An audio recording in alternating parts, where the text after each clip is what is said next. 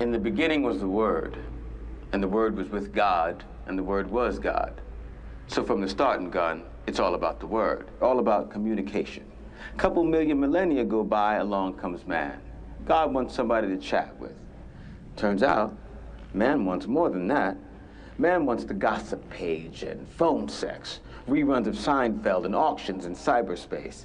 Man's got his own plan as far as communication goes, and the inventions to see it through. And poor God. He's still got no one to talk to.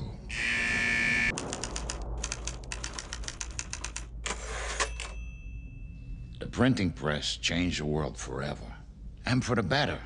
Bibles got printed in vernacular rather than Latin, bringing God out of the dark ages, out of dark corners, to ordinary folks like you and me. But imagine old Gutenberg at a newsstand today. Think he'd be proud of paving the way for Jugs, High Times, and Soldier of Fortune?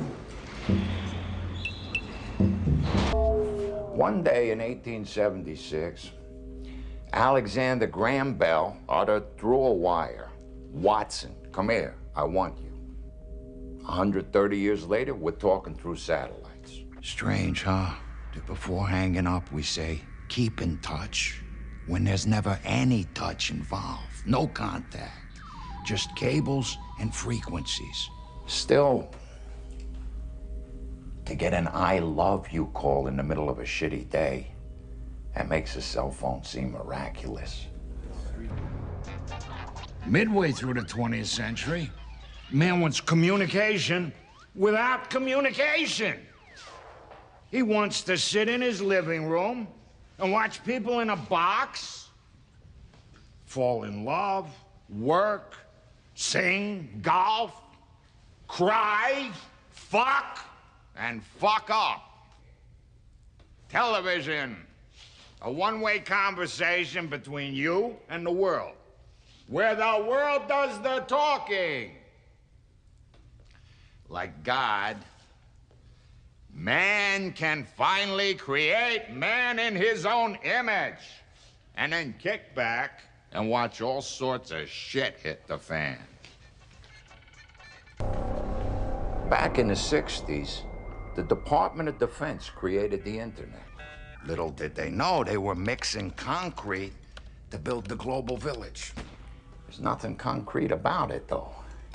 People get digital mail from electronic boxes. They congregate in chat rooms that have no walls and no doors. Millions around the world have instant access to each other and stores and food and entertainment. But if it's such a revolution in communications, why do studies show the more time one spends online, the more isolation one suffers? So what's next? Microchips in the brain, the ability to read each other's minds? Too late. A primitive tribe in the other Oz, Australia, already beat us to it. They talk by not talking.